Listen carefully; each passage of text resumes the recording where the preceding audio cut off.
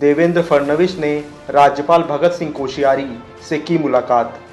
जल्द से जल्द फ्लोर टेस्ट कराने की मांग की। महाराष्ट्र में सियासी संकट के बीच नए घटनाक्रम लगातार बदल रहे हैं।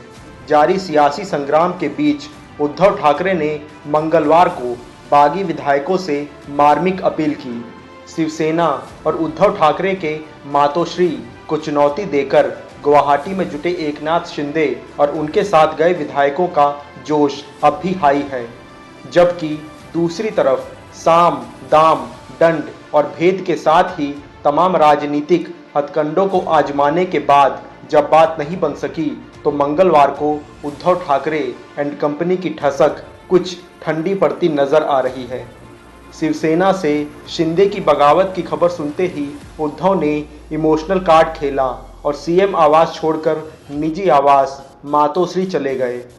लेकिन इसके कुछ ही घंटों बाद वो और उनके सिपह सालार संजय राउत बागी हुए एकनाथ शिंदे और उनके सहयोगी विधायकों को धमकी देने लगे। मुंबई में बैठी शिवसेना ने तोड़फोड़, पोस्टरबाजी से लेकर गुवाहाटी से लाशें लौटेंगी जैसे बयानों तक क्या कुछ नहीं किया और कहा। अब जब पूरे घटनाक्रम में भाजपा सक्रिय हो गई है, राज ठाकरे से शिंदे के संपर्क की खबरें आ रही हैं और हाथ से सत्ता फिसलते नजर आने लगी है, तो एक बार फिर सख्त और आक्रामकता के लिए जाने जाने वाले उद्धव ठाकरे इमोशनल और नर्म मिजाज होते नजर आ रहे हैं। दरअसल अब उद्धव ठाकरे ने एक बार फिर से अपना सुर बदला है। अब वो गुवाहाटी में बैठे शिंदे गुट से अपील करते नजर आ रहे हैं। उन्होंने शिव सैनिकों से लौटने की अपील की है।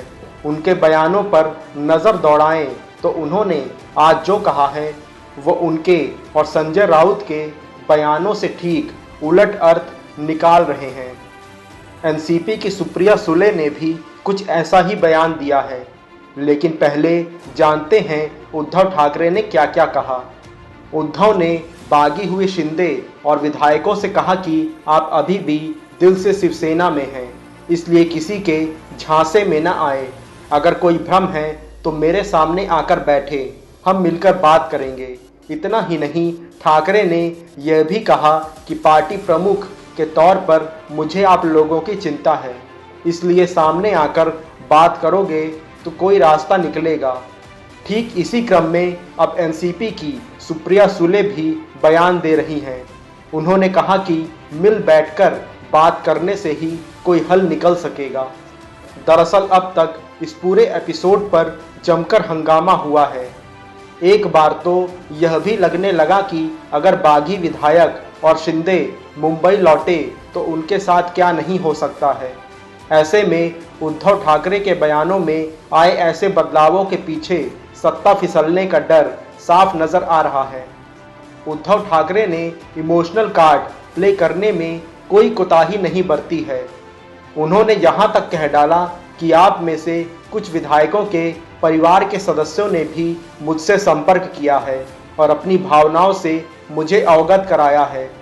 शिवसेना के परिवार के मुखिया के रूप में मैं आपकी भावनाओं का सम्मान करता हूं।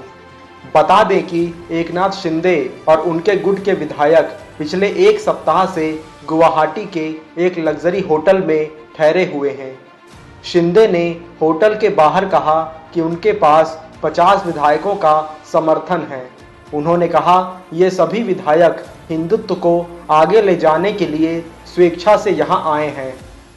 अचानक से ठंडी होती ठाकरे की ठसक से राजनीतिक गलियारों में अटकलें लगाई जा रही हैं कि भाजपा अब लगातार सरकार बनाने की कवायद करती नजर आ रही है। देवेंद्र फडणवीस और शिंदे की मुलाकात भी एक वजह है। इसके साथ ही लगातार धमकियों और बयानबाजी के बाद भी गुवाहाटी में बैठे शिंदे और उनके विधायकों पर कोई फर्क नहीं पड़ा। साथ ही देवेंद्र फडणवीस जिस तरह से इस मामले में अपनी भूमिका दर्शा रहे हैं, साफ है कि वे बागी शिवसेना और भाजपा के बीच एक पुल की तरह काम कर रहे हैं। मंगलवार को तो उनकी भाजपा अध्यक्ष जेपी नड्डा और अमित शाह से भी मुलाकात की चर्चा है। दूसरी तरफ शिंदे राज ठाकरे से भी संपर्क में हैं।